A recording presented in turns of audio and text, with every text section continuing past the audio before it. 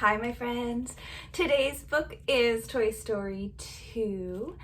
When Woody gets kidnapped by a toy collector, Buzz Lightyear races to the rescue, but Woody's not sure he wants to return home, only to be forgotten one day. Can his old friends change his mind? Let's find out. Alright. So our first page, our picture is Owl's Toy Barn, and if you look real close, you can see the toys' feet underneath those traffic cones. Here is our title page. It is Toy Story 2 by Disney and Pixar. It is owned by Disney Press, so they own the copyright, the story, the books, the pictures, everything. And let's get started and find out what happens.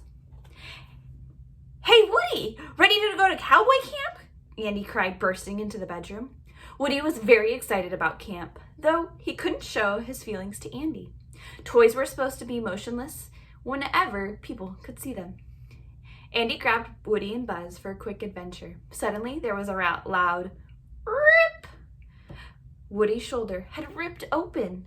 Sadly, Andy handed Woody to his mom, who placed the cowboy doll up on the highest shelf in his room. Woody sadly watched as Andy left without him.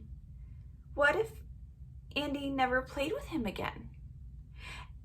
And Woody didn't feel any better when he found Wheezy, a toy penguin who'd been sitting broken on the shelf for months. Maybe that would be Woody's future too.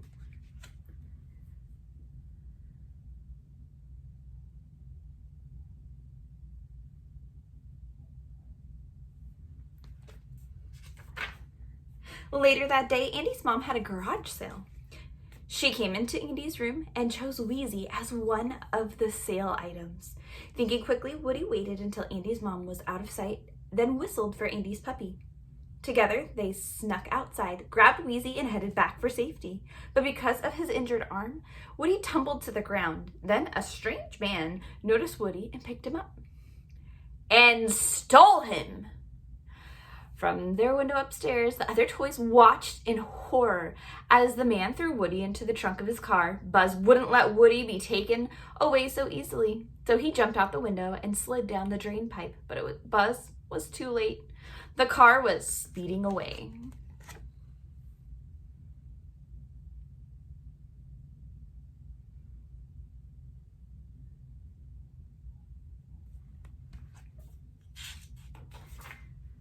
The strange man took Woody to his apartment and locked him in. Woody looked around for a way to escape. Oh! A packing box suddenly burst open and Woody was knocked off his feet by a galloping toy horse. Yee-haw! It's really you! Shouted a cowgirl. The cowgirl said she was Jessie and the horse was Bullseye. Then she introduced the prospector, a toy who had never been out of his box. All of them were thrilled to see Woody. Jessie turned on the television, and a program called Woody's Roundup came out. It starred Jessie, Stinky Pete the Prospector, Bullseye, and Sheriff Woody. Woody couldn't believe it. He had once been a television star. The prospector explained that the Roundup toys had become valuable collectibles. The man who had taken Woody planned to sell them all as a set to a Japanese museum.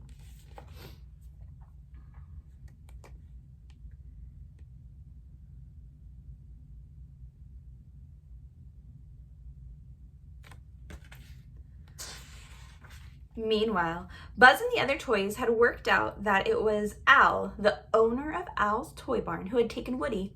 They set off to rescue their friend. Together, with a little help from Slinky, they jumped off the roof. To Owl's Toy Barn and beyond, Buzz cried. After a long walk, the toys finally reached Owl's Toy Barn. They just needed to cross one last, very busy street. Luckily, Buzz noticed a pile of orange traffic cones. He told everyone to grab one, and then slowly they ventured across the street, hiding under the cones. Soon the street was filled with skidding, honking, crashing cars, all trying to avoid the strange moving traffic cones. But the toys barely noticed they had arrived at Owl's Toy Barn.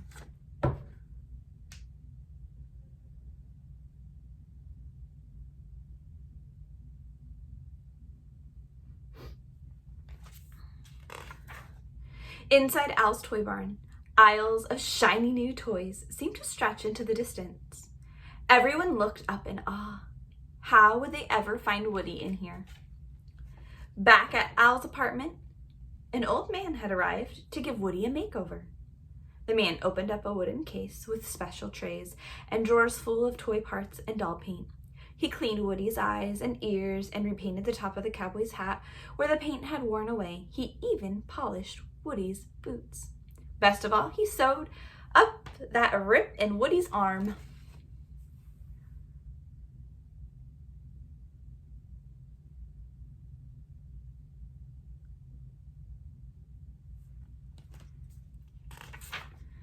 Once the toy cleaner had left, Woody told Jessie that he couldn't go to the museum because he had to get back to Andy. Jessie sadly explained that she had once had an owner, a wonderful little girl called Emily, but Emily grew up and she abandoned Jessie. "You never forget kids like Emily or Andy," said Jessie, "but they forget you." Woody began to worry that Andy would forget him too one day.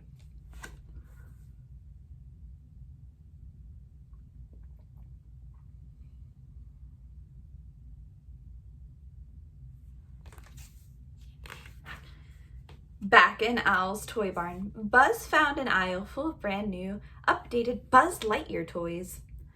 He reached out to touch one of the fancy new utility belts, and suddenly a hand clamped onto his wrist. It was a new Buzz Lightyear who believed he had caught a rogue space ranger.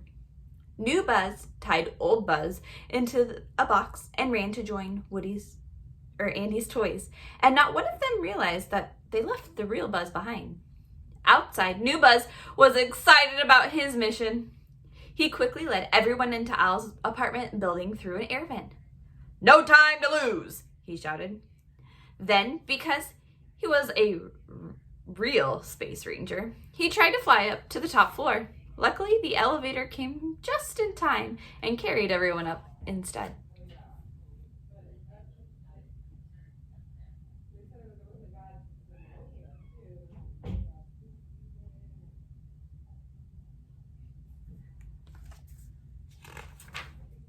Sneaking through the air vents, the toys finally reached Al's apartment. New Buzz rushed up to Bullseye and yelled, "We're here, Woody!" Andy's toys looked at New Buzz suspiciously. Then Andy's real Buzz appeared, having escaped the toy shelf and caught up with the other toys. They were very confused. Finally, everyone worked out who was who, but that still left one problem. "Woody," said the real Buzz, "we need to leave now." But Woody didn't want to leave. The Roundup gang needed him to make a complete set for the museum. Besides, what if Andy didn't want Woody anymore? "You're a toy," Buzz said. "Life's only worth living if you're being loved by a kid." "This is my only chance," Woody protested. Sadly, Buzz led Andy's toys toward home.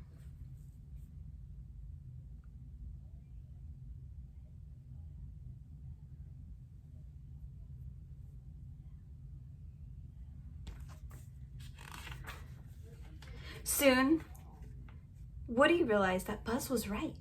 He did belong with Andy. He ran to the vent and called for his friends to return. Then he returned to the Roundup gang. "Come with me," he said. "Andy will play with all of us. I know it." Jessie and Bullseye were really excited, but the prospector blocked their path. After a lifetime in his box, he was determined to go to the museum. Suddenly, Al returned. He packed the Roundup toys into a case and headed out the door. Luckily, Buzz and the gang spotted Al leaving the building. They knew that Woody was inside his case and they had to help. They jumped into a nearby pizza truck with Buzz at the steering wheel, Slinky on the pedals, Rex as the navigator, and Ham working the gears. They followed Al's car all the way to the airport.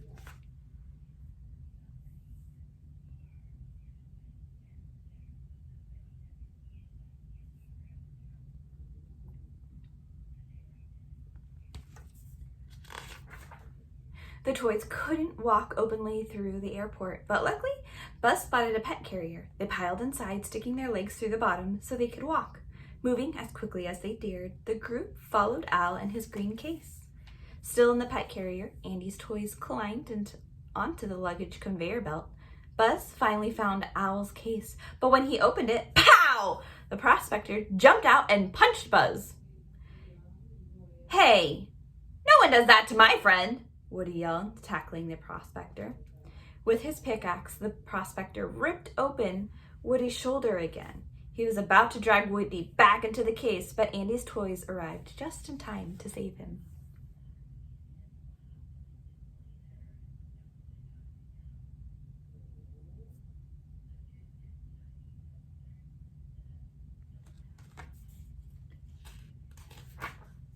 Bullseye kicked free from Al's case as the conveyor belt carried them outside, but Jessie was still stuck. "Ride like the wind, Bullseye!" Woody yelled as he and Buzz jumped on Bullseye's back. They raced after the baggage truck. Woody finally scrambled onto the truck, but by then, the green case was already being loaded onto the plane. Woody hid inside another suitcase and was tossed onto the plane too. Woody quickly found the scared cowgirl. "Come on, Jess," he said. "It's time to take you home." But just then, the plane's doors closed. They were stuck inside. Desperate, they crawled through the hatch, down to the plane's wheels. The plane was already speeding down the runway. Then Woody slipped. Jessie caught him just in time, but his arm started to rip even more. Twirling his pull string, Woody tried a daring trick. First, he lassoed a bolt on the wheels, then he grabbed Jessie's hand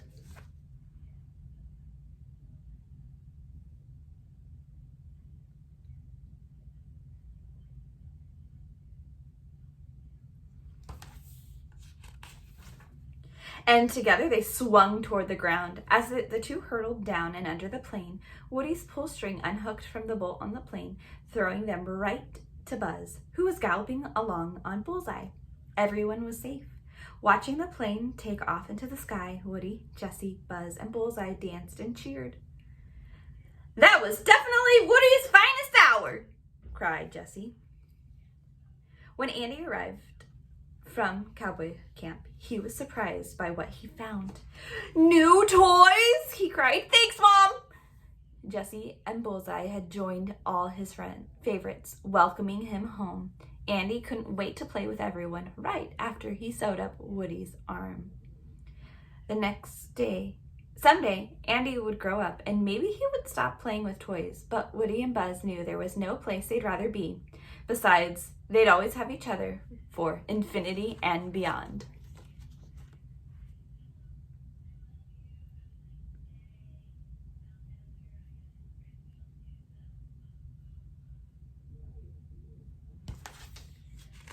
And that, my friends, is the end. Here's back at Al's Toy Barn with the cones walking across. And here's our last page.